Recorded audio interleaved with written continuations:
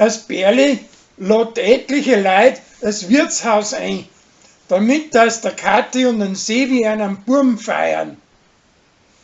Kathi und der Gregor müssen sie aber hübsch zurückhalten, dass niemand ausplaudert, dass der Sevi vielleicht gar nicht der Vater ist. Der Michi werkelt Tag und Nacht an einem rostigen Rall von der Uschi seiner preußischen Tochter und macht's nur bei der Zeit vierte, damit dass die mit seiner Freundin einen Ausflug machen kann. Danach möchte er zu Rosenheim eine Werkstatt kaufen, aber da steht er wieder zurück davon, weil seine Alte nicht aus Lansing wegziehen will.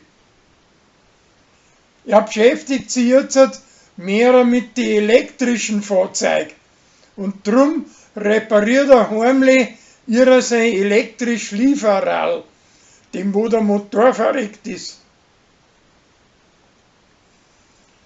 Weil die Uschi alle wieder einen Haustierschlüssel vergisst, möchte sein Alter einen Nachschlüssel beim Wirt unterbringen.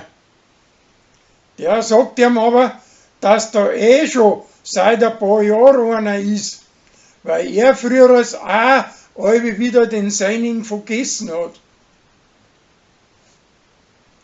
Der Patrick nimmt für Gott von seinen Leuten und verschwindet nach Oslo.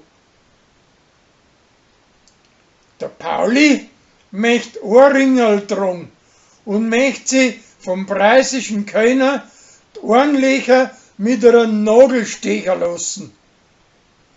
Am Ende haben sie aber nachher alle zwei Zweig dazu.